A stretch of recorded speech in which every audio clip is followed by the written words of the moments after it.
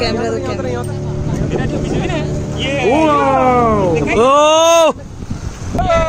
দুর্দান্ত।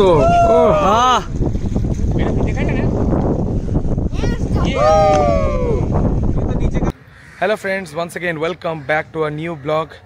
সো নতুন আরেকটা সকাল এবং নতুন আরেকটা ব্লগে তোমাদের সামনে চলে এসেছি। তো তোমাদেরকে আগের এপিসোডটাতে দেখিয়েছি যে আমরা কিন্তু আছি জিঞ্জার হোটেলে। সেই ভিডিও যদি এখনও না দেখে থাকো অবশ্যই চেক করো।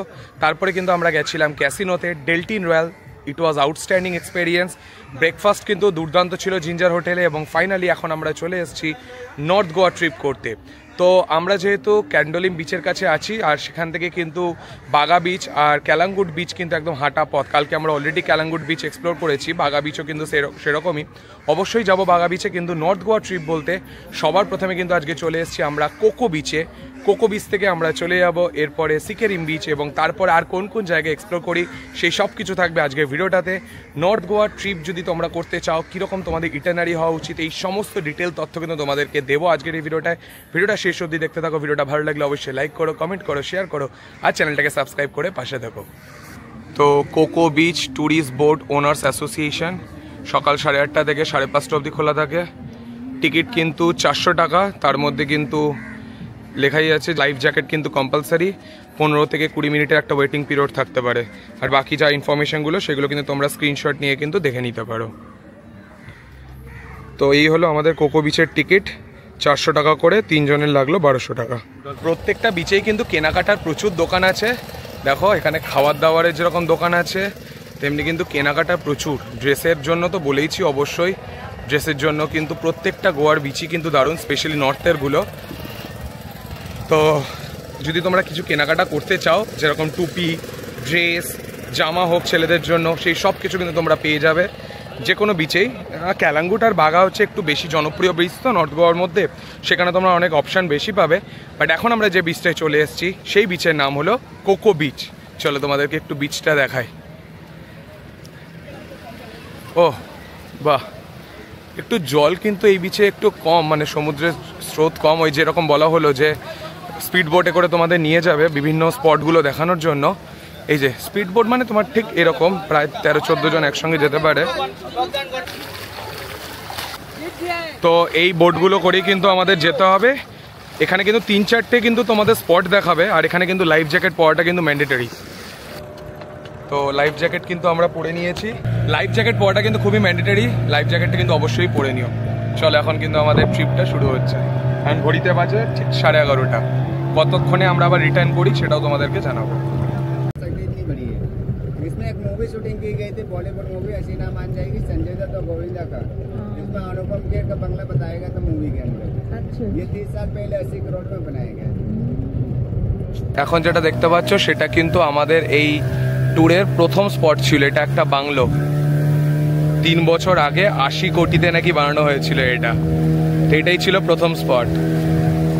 नीचे वाली जो पानी से लगी हुई है, गोवा का सेंट्रल जेल है। जेल का नाम है एल पिस्टन। ये 250 साल पुराना है। वो आगे से लेके सामने पीछे देखे पूरी ये अंडरग्राउंड है।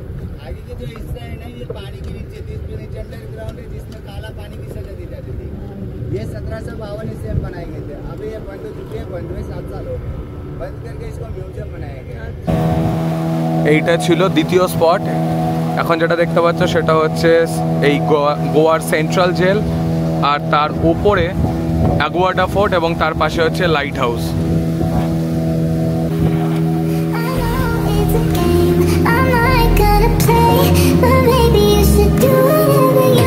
জলের কালারটা দেখো, পুরো গ্রিনিশ লাগছে।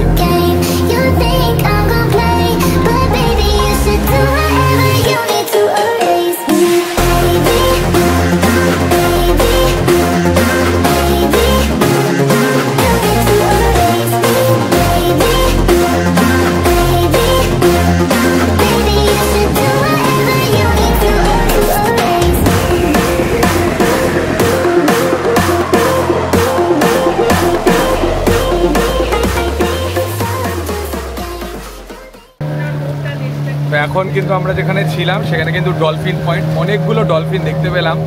ক্যামেরায় 1-2টা ক্যাপচার করতে পেরেছি, সেটা তোমরা দেখতে পাবে। বাট অল ওভার আমরা কিন্তু অনেকগুলো ডলফিন দেখতে পেয়েছি, অনেকগুলো। ও দুর্দান্ত।